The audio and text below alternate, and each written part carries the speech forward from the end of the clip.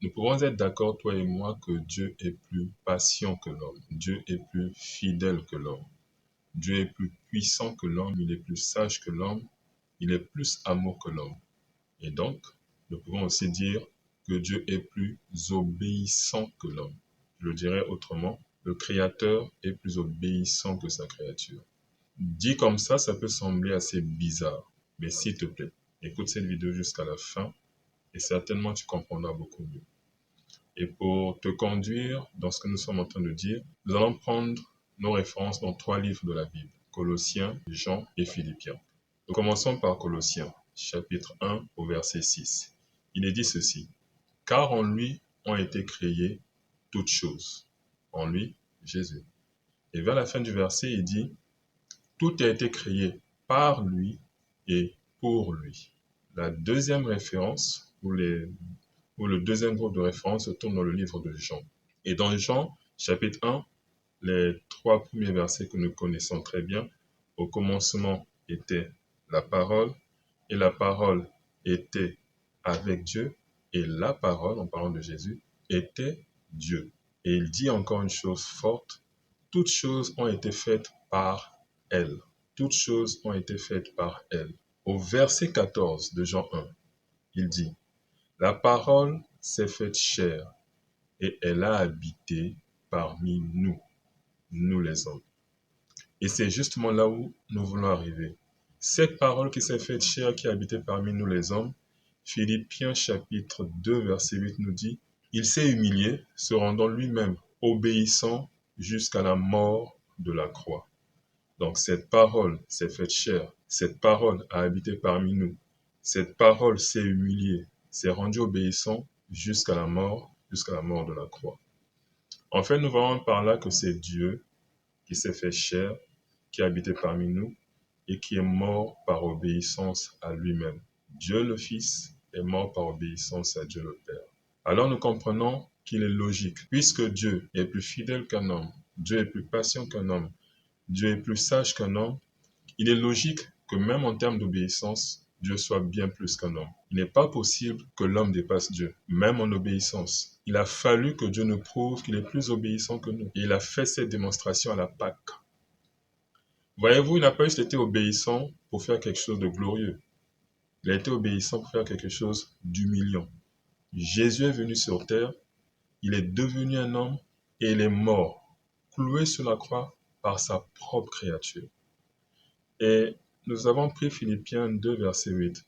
Mais les versets qui viennent avant me font encore plus réfléchir et me montrent à quel point Dieu est grand. Philippiens chapitre 2, à partir du verset 5, il dit « Ayant en vous les sentiments qui étaient en Jésus-Christ, Dieu, lequel, existant sous la forme de Dieu, n'a point regardé comme une proie à arracher d'être égal avec Dieu, mais s'est dépouillé lui-même, prenant la forme d'un serviteur, en devenant semblable aux hommes, ayant paru comme un simple homme. » Donc, Dieu est devenu un homme, il a accepté d'être obéissant à lui-même en devenant un homme et en allant jusqu'à mourir sur la croix. En toute logique, nous pouvons comprendre qu'un homme ne peut pas être plus obéissant que Dieu. Dieu nous montre le modèle, le meilleur modèle d'obéissance. Il est venu sur terre pour nous montrer un modèle parfait d'obéissance. Un modèle si parfait qu'il a fallu qu'il soit associé à l'humiliation et que ça le conduise jusqu'à la mort. Alors, si tu veux être obéissant à Dieu, l'exemple que je t'invite à prendre, c'est Dieu lui-même. Regarde Jésus-Christ, contemple-le, imite-le. Il te donnera la force parce que tu le contemples de pouvoir faire comme il a fait. Et vous voyez, une relation avec Dieu ne peut pas se faire sans obéissance. Et on finit tôt ou tard, au moins une fois dans sa vie, une fois dans sa relation avec Dieu, à devoir obéir jusqu'à mourir, comme Jésus l'a fait. Et il l'a fait pour nous montrer un exemple. Parfois, Dieu nous conduira à obéir jusqu'à mourir. Je ne parle pas de mort physique, je parle de mort de cet orgueil, de cette image de nous-mêmes qui doit mourir pour que ressuscite en nous ce qui est de Dieu. Cette élévation qui vient de Dieu pour aller encore plus loin. Alors c'est là que je m'en vais te poser la question suivante. Quelle est cette obéissance que Dieu attend de toi que tu hésites à lui donner, que tu te refuses même à lui donner, parce que tu trouves ça inconfortable, peut-être même dégradant, rabaissant, peut-être parce que tu te dis que ça ne correspond pas à qui tu es aujourd'hui. Tu vois, c'est justement ce genre d'obéissance que Dieu nous a montré. Cette obéissance faite avec humilité qui l'a conduit jusqu'à la mort. Et par cet exemple, quand tu lis tout le chapitre 2 de Philippiens, tu comprends en fait que derrière chacune de ces obéissances qui te conduisent à la mort de quelque chose en toi, se cache un gros trésor derrière. Au verset 9 du chapitre 2 de Philippiens, il dit, c'est pourquoi aussi Dieu l'a souverainement élevé et lui a donné un nom au-dessus de tout nom, afin qu'au nom de Jésus-Christ, tout genou dans les cieux, sur la terre et sous la terre fléchisse, et que toute langue confesse que Jésus-Christ est Seigneur à la gloire de Dieu le Père. Donc tu comprends qu'après cette obéissance, cette humble obéissance, Dieu a élevé son nom au-dessus de tout nom, le nom de Jésus. Et voilà pourquoi il peut être notre exemple.